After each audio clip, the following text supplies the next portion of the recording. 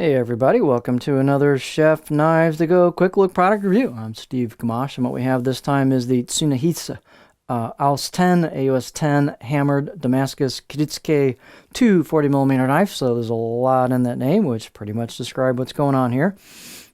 So this knife is composed of all stainless construction, and we've got a core cutting edge steel of what's known as AUS or AUS10. Full stainless steel heat treats, should be around 60 Rockwell on that. The cladding is multiple layers of stainless cladding to form a Damascus type finish. They've done some hammering, what's known as Tsushime on the side. You can see this, it's mirror polish, so it's very high polish. And then when they hit the grind, you can see the layers appear from the cladding down to the edge, and the core steel's right there. You can see the differentiation line. It's kind of a gray.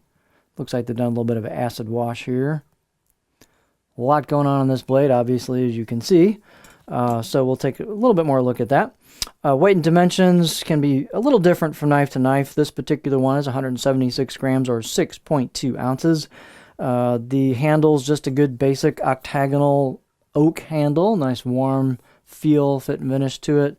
And they've got a nice seal job where that goes into the handle. The tang goes into the handle. Edge length on this is about 243 or about 9.6 inches. And the overall length is about 398 millimeters or about 15.7.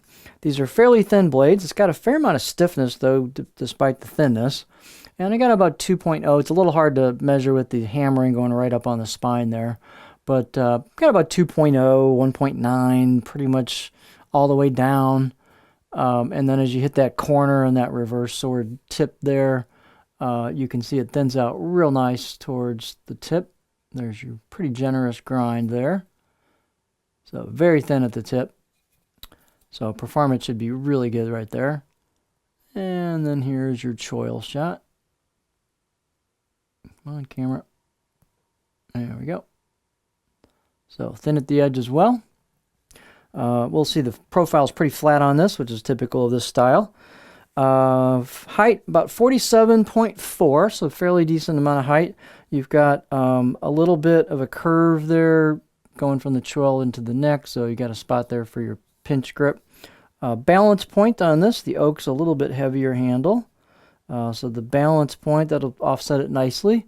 So balance point for me is about right there. Pinch grip, pretty close to that, maybe just a touch behind, but pretty close to that. So you'll get a little bit of a blade forward balance bias to this one, at least I do. And let's get our beauty shot. Again, this baby is polished. Almost looks like it's liquid metal, doesn't it? It's pretty cool. This does have laser engraved kanji on the right side of the blade. Again, here's your close-up of the hammering. And then here's your layers of the cladding, the Tsunehisa Damascus layers there. And then here's your core steel. Here's the left side of the blade. There's no kanji or any markings on the left side of the blade, but very pretty blade. Nice fit and finish on this. They've don't have a ton of polish on the spine, surprisingly. It's a little bit more rustic. They've relieved the edges a little bit on the spine.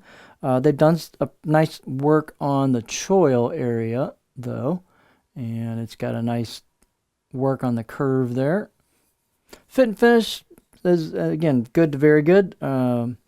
The out-of-the-box edge, I'll give that a 6 out of 10. It's a pretty nice out-of-the-box edge on it. Definitely has a lot going on in the looks department, but it's a real pretty blade. All right, so as you might guess, this is going to be pretty flat. That's what they are. You've got a bit of a fulcrum point right there in the middle on this particular grind. I'm just going to shoot it down the edge here just to look at it. You can kind of see, yeah, a little bit of a fulcrum point there. But lots of flat there, lots of flat here. You're not going to rock this very high just because that tip's really low compared to the knife center line, the blade center line. So this really isn't a rocker. You can get over small stuff, scallions, things like that, small carrots, stuff like that. but you're not really going to be rocking this over a lot of product. Again, great for chopping, push-pull cuts, glide cuts, tip draws are a piece of cake. You don't have to raise the handle very high. So if you're looking for kind of a flattish profile, this might be up your alley. Again, nice, easy to care for steel, nice looks, very good fit and finish on it. Just a quality blade. So this is the Tsunehisa AUS10 AUS10 hammered Damascus Kiritsuke 240mm knife from Chef Knives To Go.